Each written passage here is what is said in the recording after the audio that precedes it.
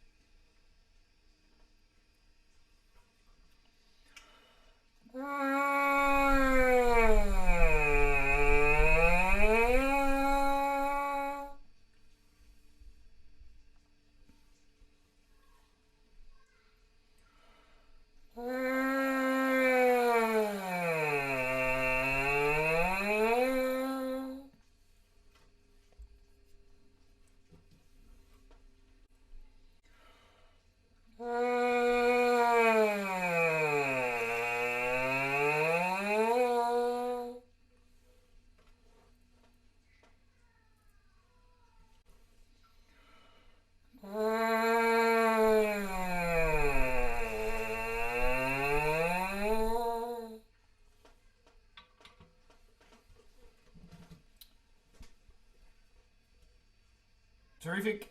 So if you find yourself running out of air on that one, that's a good sign. You want these to be as glissando as possible and nice and gooey, and just really feeling the air moving and nice, everything nice and simple to begin with. Good morning, Randy Gardner. Great to see you. Thanks for coming. Hi. And Lyndon Hi, Carter. Randy. All right, Gail. Good morning. Good morning. Gail is. I don't think there's anyone in the horn world who does not know Gail. I reckon. No, I think there are probably many people. I don't. Yeah, we've just been around for a while. For those of us who may, who have been living on Mars for the last, 20 years, Lyndon. Gail Williams is the horn professor at Northwestern and the principal horn at the Grand Tetons Festival and the principal horn of the World Orchestra for Peace and the former associate principal horn of Chicago Symphony. And I'm sure there are a lot of things that I'm missing. An incredible recitalist and chamber musician. Gail is really one of the stars of the horn universe, and it's a great pleasure to have you this morning. Gail, we were talking earlier about Teuber and his stuff. I don't know if you want to start with him, but at some point we're going to learn a little bit about him. So over to you. Good morning, everyone. And thank you very much, Andrew. It's a real pleasure to be here with you. And I'm kind of shocked how many people there are actually here. You're either up really early or you're up really late, one of the two. I know that Bob Ward was on last week and he did a lot of flexibilities. I was not able to attend. I should watch the video because I was actually doing some brass ensemble work here at Northwestern. But I kind of feel like our warm-ups should become our daily duties. These are just some things that you need to do. And that's like, you need to stretch, you need to, breathe, you need to exercise your body, but you also need to exercise different parts of your body. So you're not going to always just do curls. So you have to do the entire warm-up and workout. So I would like to take what Andrew started with your buzz, because over the years, I have found that I do not have perfect pitch. That range, many people try not to buzz there because they go into duck lip, if you know what duck lip is. But I think that refers back to, I think you got to get stronger here. And unfortunately, that means you have to do all your daily duties. It's not only flexibility, but it's articulation and it's long tones, which is a 4-letter word that maybe people don't like, but that's the way it is. But I sort of balance my warm up and I do change it.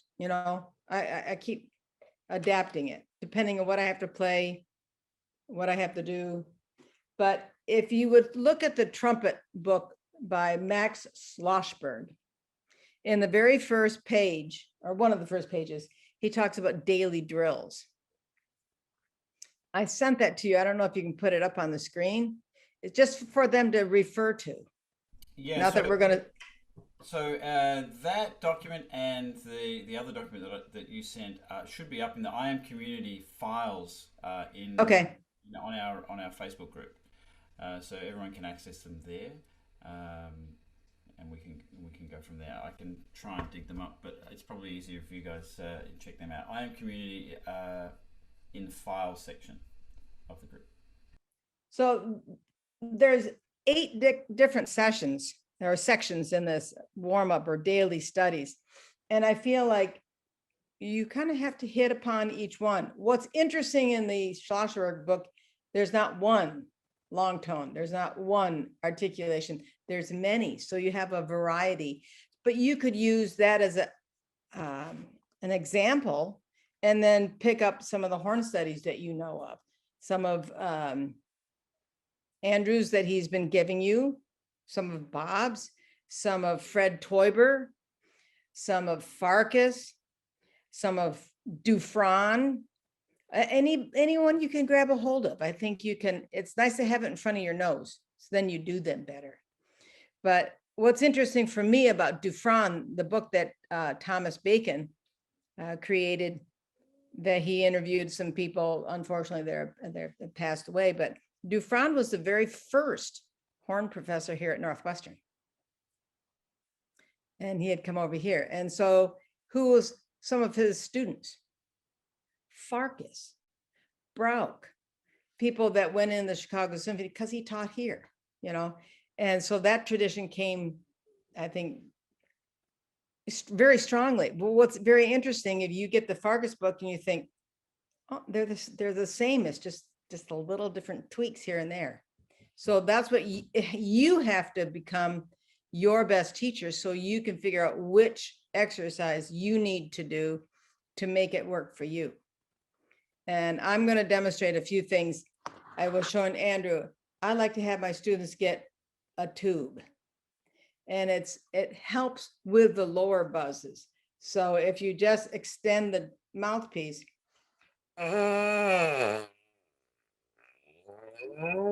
it gives you a little resistance.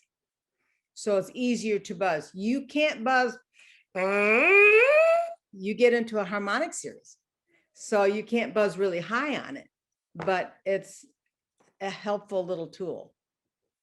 But I think that's a start of the morning. And people would say, well, do you do X number of exercises on the mouthpiece? No, because as one of my teachers and mentors, Arnold Jacobs would say, this is a tool. And if something's not working on your instrument, it's probably not your instrument. Very likely it's something you're putting into the instrument, which means the mouthpiece. So go to the mouthpiece and see if it's going, oh, maybe that's why you don't have a very good sound today. So relate it, and everybody has their own buzz. So you have to have the easiest, clearest, efficient buzz that you can make, and that's your buzz. Something I also do almost every day, because I've observed another one of my colleagues, Michael Mulcahy, do this. Did you ever see him do the Bill Adam routine? No, Andrew? no, but Bill Adam is a really good trumpet teacher, player, and he has this routine that you can find online. And I would see Michael Mulcahy walking around the Tetons, or if we had a chamber music rehearsal, he'd walk around with us without a slide in. I'm like, what are you doing? You know? So I want everybody to take out the main tuning side. And just buzz. All right. It should come out to be a concert E flat. If it comes out, oh, maybe your lip is too tense, you can use this, but keep it really nice and a really easy blow. It should be a concert E flat. Then you can go a la Randy Gardner's exercise. So I like to do this just to get the idea of the blow.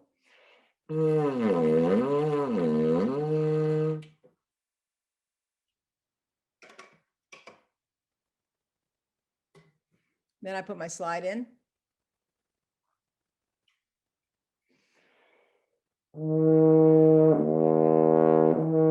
And play it on the horn, see if it feels sort of the same kind of blow.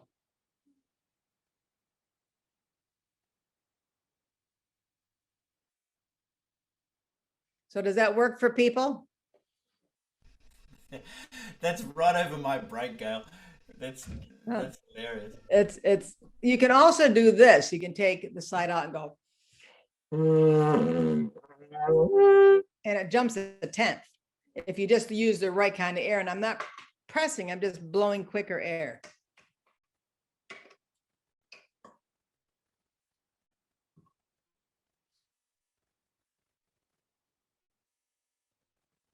So all of a sudden it's sort of for me, it's similar to that kind of blow, the backside of the mouthpiece. And I think that's terribly important to remember. You don't have to make this tight, tight, tight. You have to have energy coming from your muscles so you can buzz and produce the sound that you're going to have. Fantastic. And then going into the Teuber book. So can you give us a little bit of, we were talking about this earlier, a little bit of background about Teuber. I didn't know much about him. I'm sure there are people here that do, but I'm sure there are people here that don't. Well, he was from Michigan, and he went to Michigan State, got a Bachelor of Music, and went to New England Conservatory and got a Master's in Music, and then the University of Iowa and a PhD. But his credentials were in theory and counterpoint, but performing horn was one of his favorite things to do. So then he performed in studio work in LA, a lot in the Colonial Theater in Boston and etc. So he played in many different orchestras. He ended up teaching some in the South Carolina Department of School. And then he retired in 2000, but he also did some more academic work. So he was a theorist, but he also liked to play, and he came up with this book. He liked Vern Reynolds and many other people. But I think it's very interesting that the more I read this and think about it, it's simple, but it's very important. And I feel very strongly that a big part of our playing when we're younger, we're developing our embouchure, and then we go into high and low, and we forget to go back into the middle range where this starts. And I hope I'm really wrong in this, but I think with orchestras and everybody being off so much, we sometimes forget that middle range and we just try to go play other places. And I think we better have our core, which is that middle range, really nice and set before we start playing Mahler symphonies again. But that's my thought.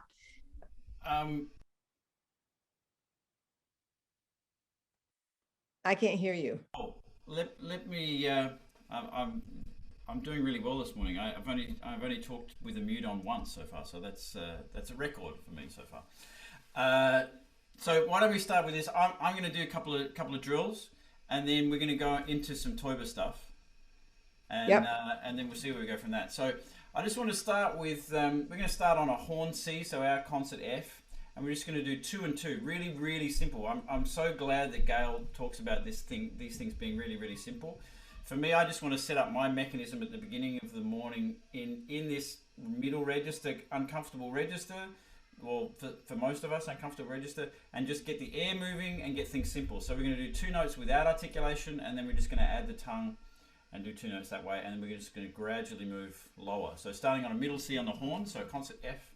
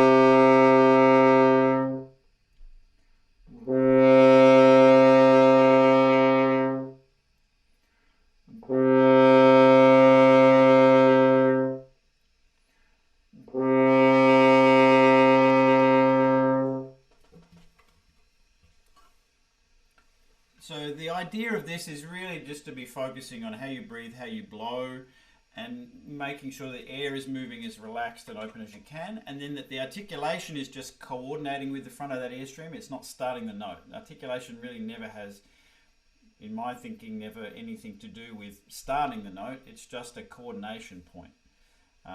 Gail, I'm going to ask you a question about articulation in a minute because you've got. I love your ideas about articulation. But can you give us some Teuber examples to Yes. to look at? I mean, very simple. And I love what he says in the beginning of this page. Be sure to take the mouthpiece off your lips, all rests. Because I feel strongly that you have to have it on and off. So this is on page 6, if anybody's looking at a Teuber book.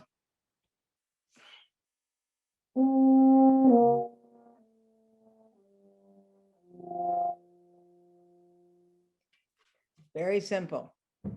So follow me right now.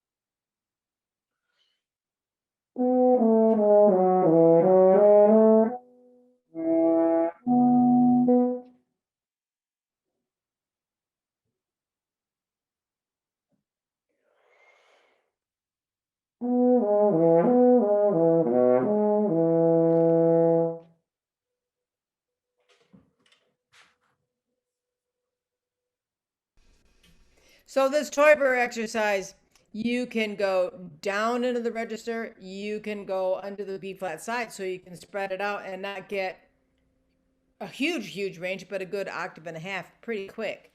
And I feel like this is a really good one for me because Andrew said the first exercise I did for him went through his break. Well, this goes right through my break because it's on middle C. So it's like wake up time, you know? The other one that I really like that's very similar, it's just an extended form of this one. It's this.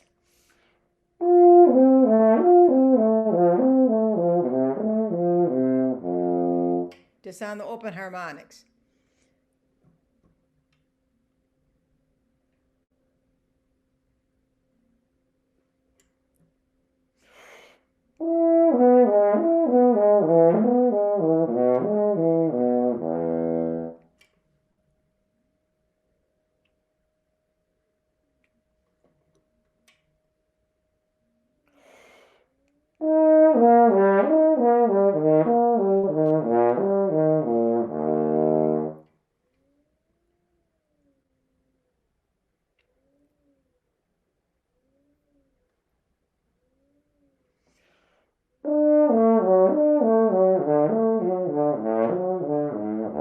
And if I don't like what I'm hearing, I always add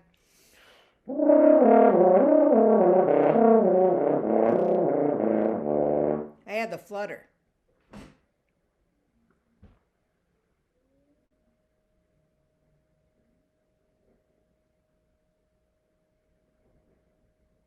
Because I think the flutter really helps to bring your air up front and free, and then you have to go back and play it. So if you wanted to do something like this exercise, you could flutter it, slur it, and then articulate it, and the air should always be the same. Perfect. And that is a great segue to one that we do reasonably often here. This is the chromatic one. So we're going to do exactly that. We're just going to do, we said, slur, flutter, and then tongue. Is that right? Or mix them up. Yeah. So,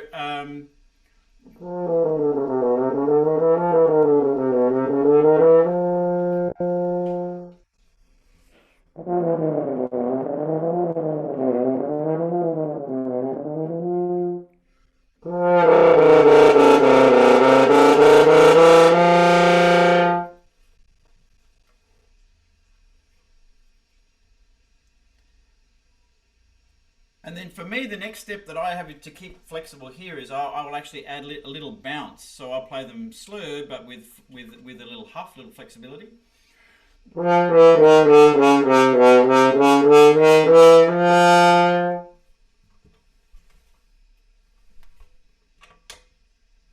And then with the tongue.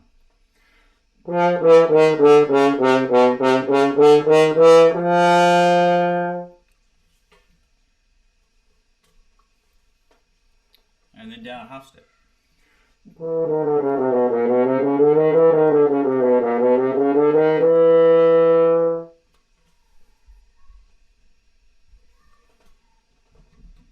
Flutter.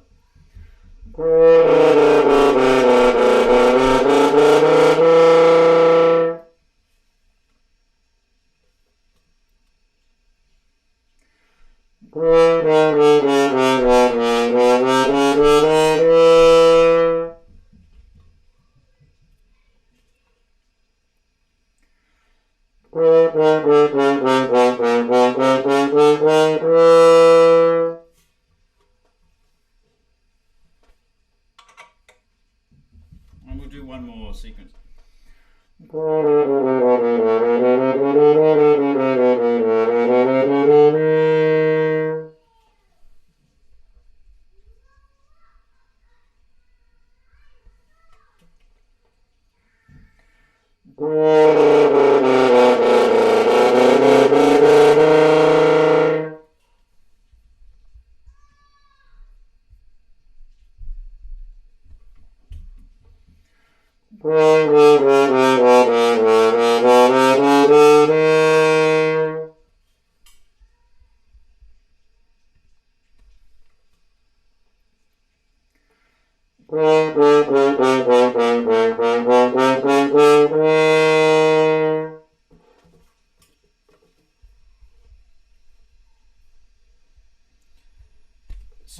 Obviously that one and all of these exercises you can move through the range as far as you like. Depending on how much time you have and how what areas you need to work on. But I think it's always good. I like to start in this register. I'm similar to Gail in that way. Like I don't want to start too high and I don't want to start too fast. And I don't want to start with my brain not being able to think about the basic building blocks of what I want. And then I've got plenty of time during the day to expand that. And I think, Gail, you were in that school of thought as well, right? Absolutely. Yeah. In that Bill Adam routine that I just talked about buzzing with your lead pipe open, he starts again with this same exercise, the same thing, the chromatics, but he may go up and down. So I do this a lot, Andrew, and I start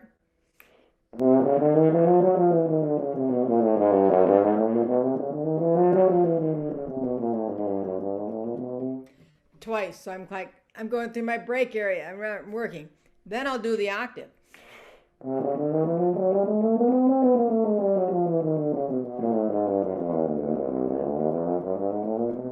So I'm kind of blending pretty fast, but I'm not going high. But I'm using good air. Can we try that one with you?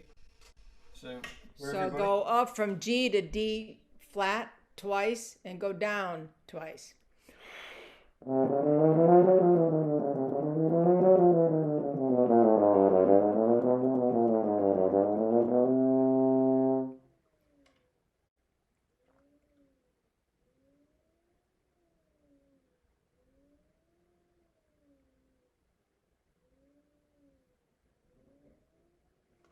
And then octave.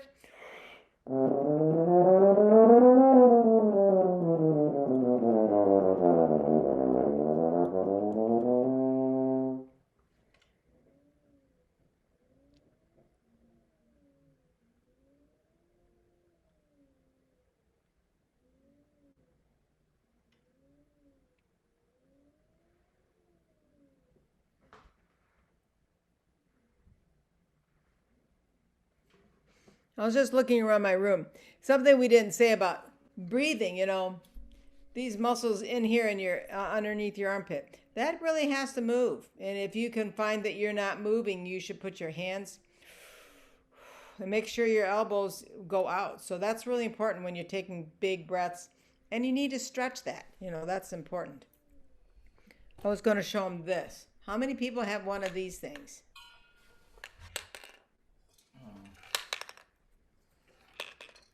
So if you put it on number 2 and you buzz into it, you can see this is a great teacher.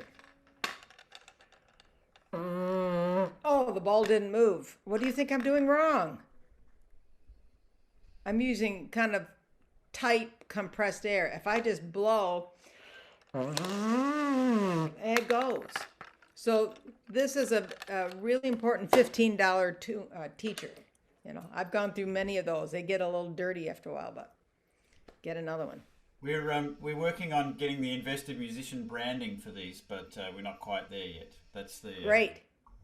That's the next, great. Yeah. It's a really important addition to being able to see what you're doing. So if you think you can't figure out why there's a little goopiness in your articulation, you will find that it's air, and that goes into the next exercise that I love, which is strengthening, it's range building, it's get your air to move, which is something like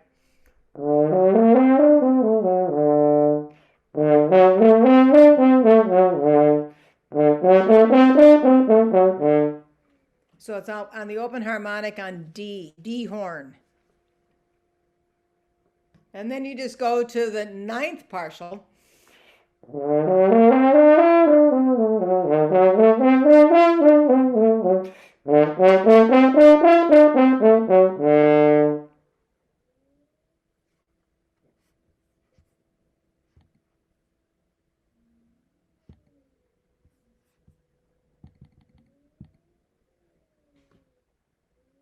And then you go to the 10th partial.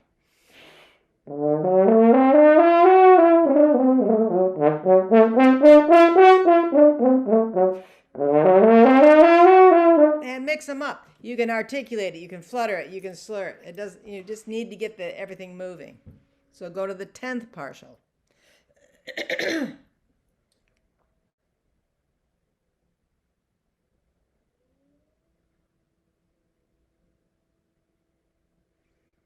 And you can then do it in any horn key you want. You can go into F horn, you can go into B flat horn, just expand. But it's all development on the air, not the tension. Fantastic.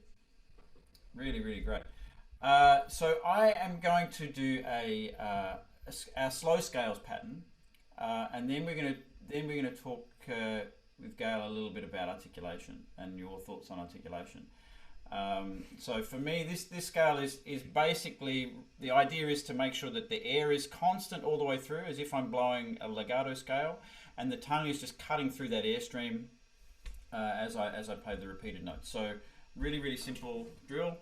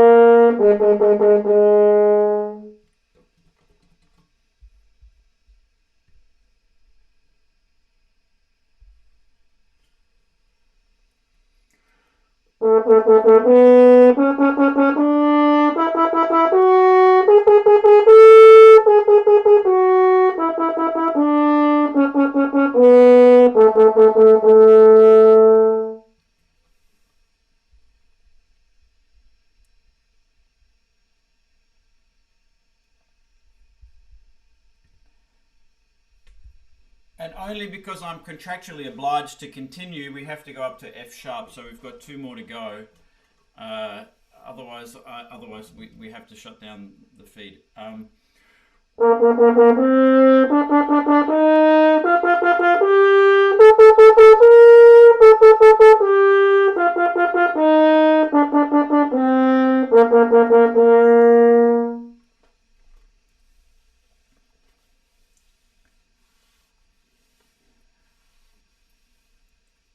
And I can already feel like my hands are sweating already, and I haven't even started F sharp. Like it's already, this is, okay, wish me luck.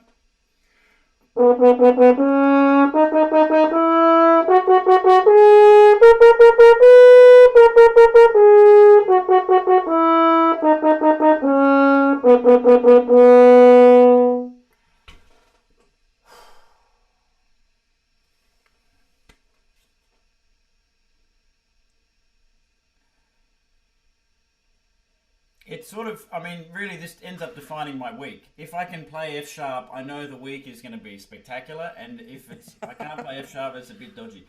So Gail, talk to us about articulation. Well, everybody has pronunciation of words, and that's what articulation is. That's what Mr. Jacobs used to say. It's this air. You have to have the air going, and a dog door opens, and that's an articulation.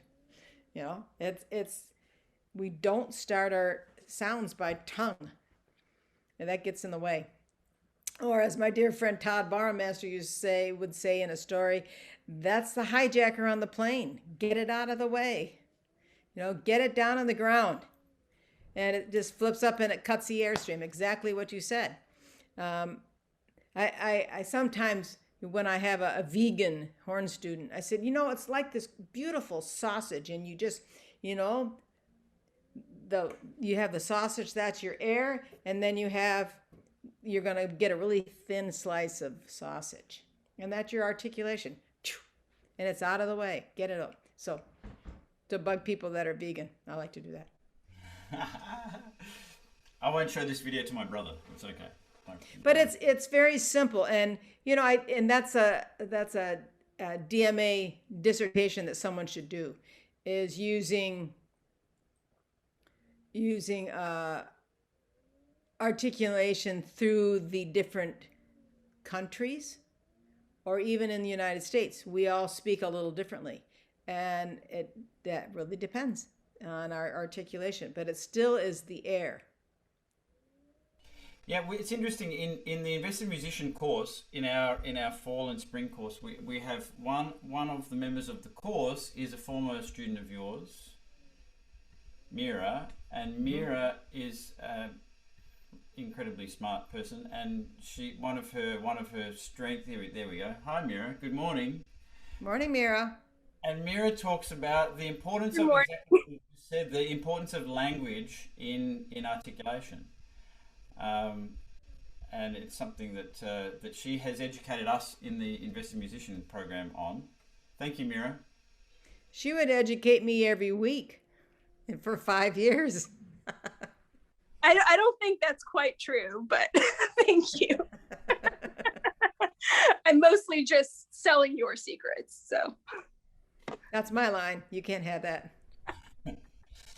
And speaking of Invested Musicians, so as of tomorrow morning, 9 o'clock tomorrow morning, from tomorrow morning through to Saturday morning at 9 o'clock, we are holding a peak performance challenge for you guys. And don't worry, if you can't make it live to all of the sessions, everything will be on Facebook Live. It'll all be immediately available for you. But we're going to work through you guys have an advantage because we're actually starting with the warm-up part of it. We're starting with the elements we're talking about today. And we're going to spend 5 days tracking you through from the first note of the day to how we get to playing excerpts and pieces on stage in concerts, and seeing how to build these things, or basically how I approach building my mechanism, building my technique, so that I can go from breathing and blowing through to playing Till Eulenspiegel on stage. So bring your horns, sign up. If you haven't signed up, you can register, still time to register. And then you get the Zoom links and join us. There'll be homework every day. Don't worry, I'll give you some little things to work on overnight. And if you want to get a head start, have a look at a couple of excerpts in your repertoire, a lyrical one and a technical one that you find are difficult, that you struggle with, and keep them in mind. Bring them tomorrow. And we're gonna work through these things so that by the end of the week you're gonna find things a lot easier. So that's our peak performance challenge starting tomorrow morning, and it's a lot of fun. All right, Gail, we need some more flexibility, I reckon. Okay. Well, one that I like to do for flexibility, but building strength. Because I think you have to have both. You can be really flexible but weak. You can be very strong but not flexible, right? And that's in any muscle. So, because I'm a wannabe gym teacher, so I think about those things. And one that's in the Teuber book that I like to do a lot would be, it's on page 12, it's number 11, and we'll do it on the F horn. And we will do it one time through slurred, one time through articulated, kind of strong, not extremely loud. But if you need to take a breath, it's better to take a breath than to play on really poor air. So if this is your air capacity, you don't want to get down here. You want to stay on top 2/3. So slurred is.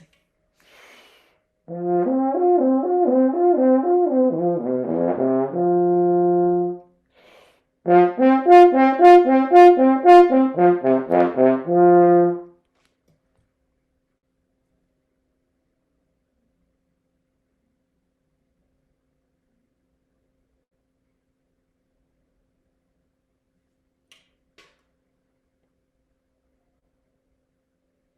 on your G flat horn.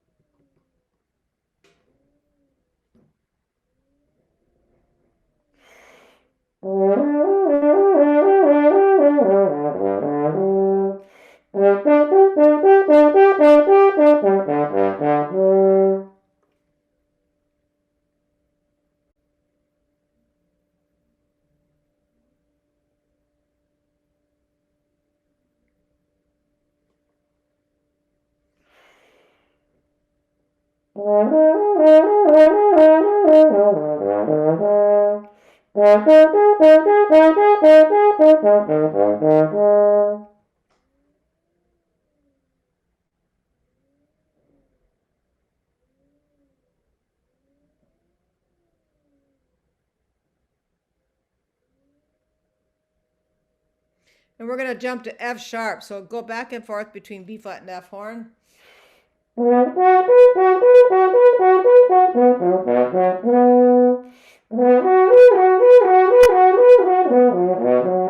And start this time articulated, then slurred.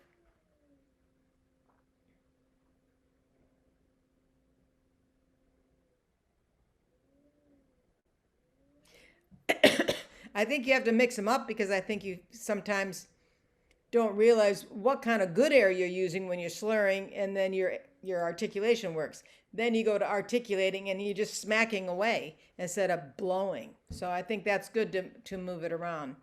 And this exercise goes all the way up to high C, but it then continues down to the low C on your second partial. So you get a nice big range, and it's a nice slurring exercise, but it's also strengthening. Fantastic. I'm gonna practice that one because That's a good one. I'm very glad that no one could hear what I was doing just then, because that was not pretty in any way. I'm gonna do an extension of this one. Well, I mean it's for me it's simpler, but this is a Hector McDonald one.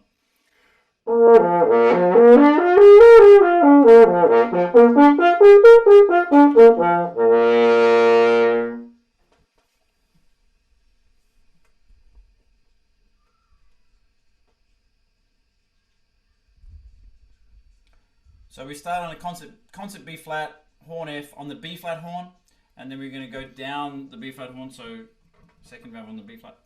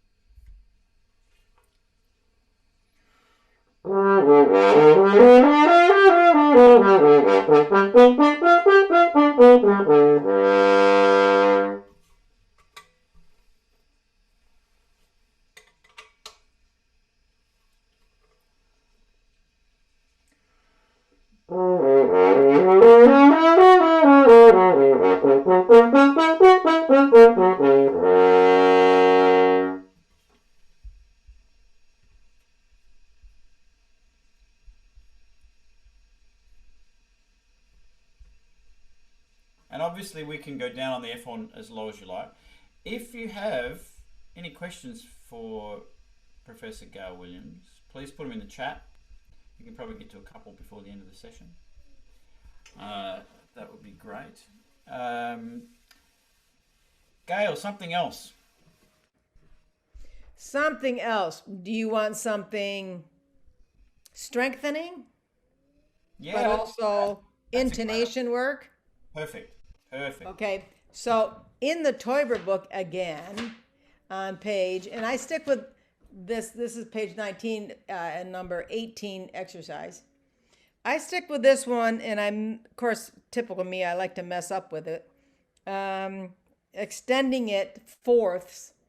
So the first bar is G to D, back up to G, and I do it kind of in 4/4 time. So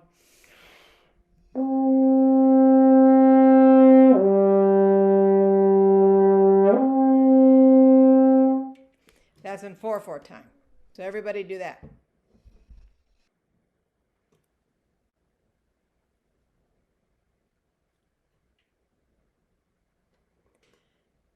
And then I'm going to add another fourth, but go in 3/4 time.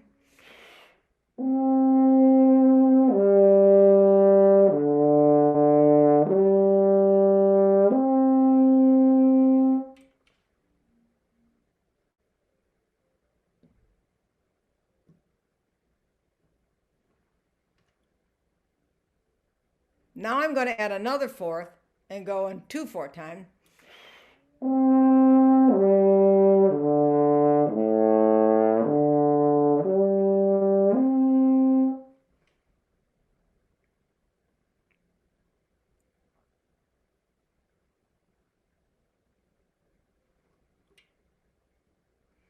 And one more fourth and 1/4 time.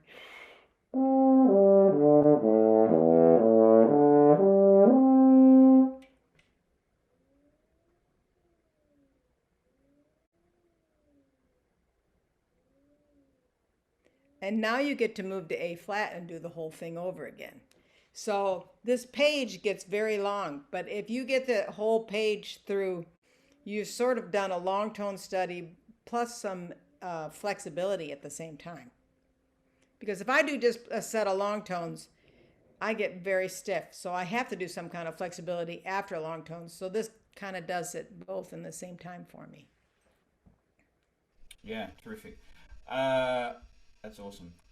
Gail, we have several questions that are popping through, which I may have underestimated the amount of time we have or the amount of capacity we have to answer the questions. But what we're going to do is, if you have questions for Gail, please put them in the chat. We will get them to her and get an answer on the IM community group during the week for you.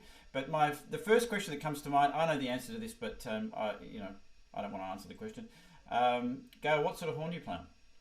I play a Cortus Maki, which is made by Carl Hill up in here in Grand Rapids, Michigan.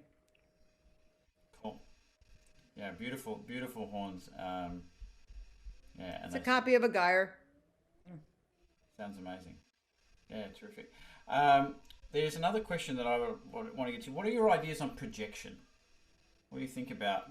Boy, I think that's one of the hardest things for horn players to figure out because we go backwards. And I think that's why it's very important that you record yourself far away in a big hall to figure out what you're doing and learn from that recording, or have someone listen for you, because you usually have to have, it may not be the most gorgeous sound right next to your bell, because sometimes that doesn't carry. You have to have a lot of center, and you have to have relaxed, efficient air and buzz and pretty firm articulation. Not heavy, hard front end, but it's got to be good. I mean, it's hard. That's the hardest thing you can imagine.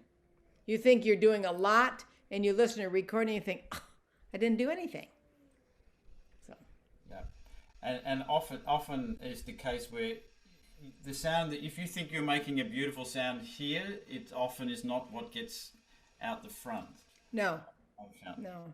Yeah. Not at all. There's a famous line, by your former principal trumpet player, Tommy Stevens. Oh, yeah.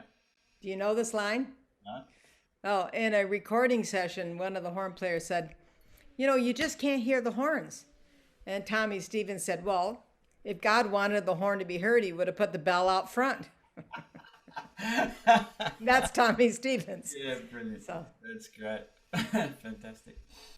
Yeah, so keep your questions coming. This is really terrific. We will get answers for all of these during the week and put them on the IM community group. There's another question that oh yeah, colors. How do you think about making different colors on the horn? Okay.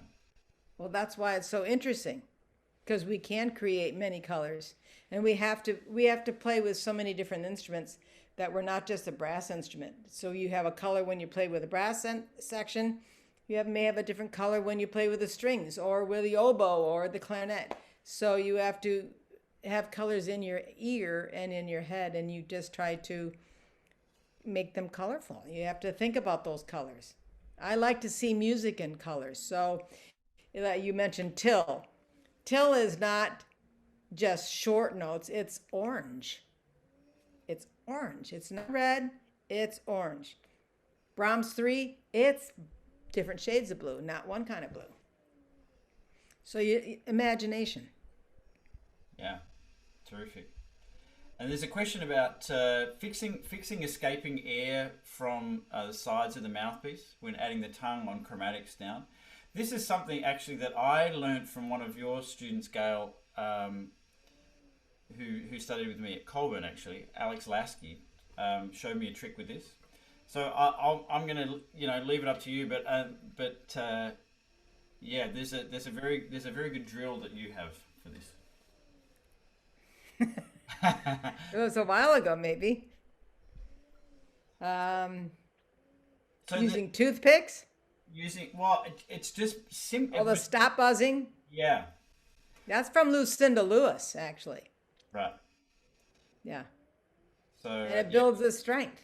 Yeah. So particularly for the low register, if you take your mouthpiece and put your finger over the mouthpiece and seal it off, and then play in the low register.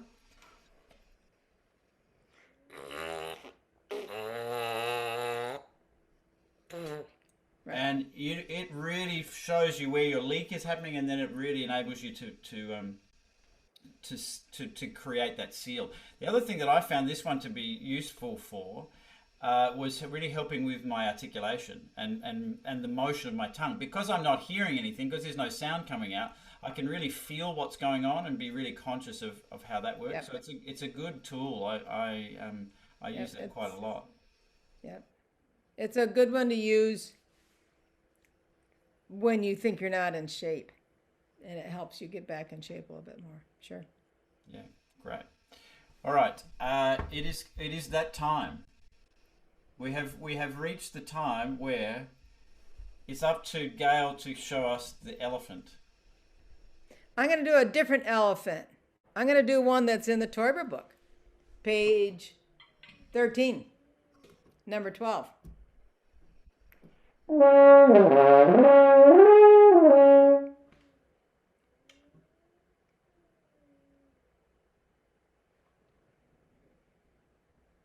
And then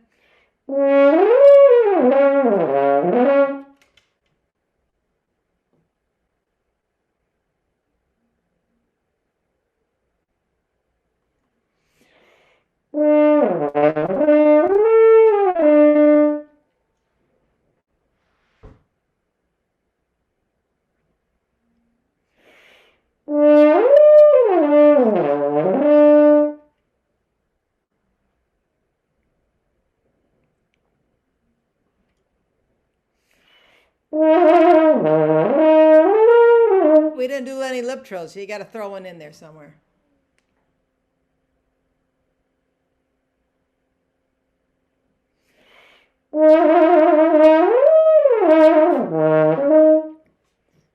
Whatever you want.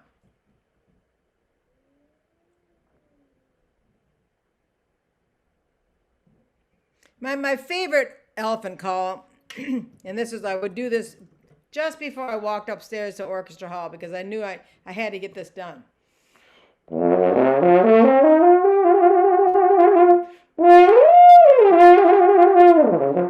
And finish, then I'd walk off because I had to get that done.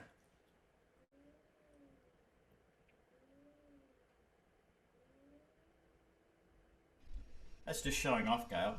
No, it's just what you know, it's after you had children, you didn't have time to do 10 minutes of this and 10 minutes of that. You had to put things together. So I figure like, if that's the only time I'm going to get a lip trill, then I better do it then. Yeah, terrific. Gail, this has been a fantastic hour. I'm sure that everyone has learned a lot from this, and it's been a wonderful experience. So thank you so much for You're very welcome. Thank you. with us, sharing your incredible knowledge and beautiful humility as well. It's it's always a great pleasure to see you and to. I'll see if I can join now that. That'd be great. I may have to join next week with my grandson. So. Thank you, Gail. Thank you. Any words of wisdom?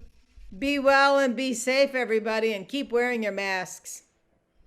Terrific. Thanks, everyone. Have a great week. Nice to see you.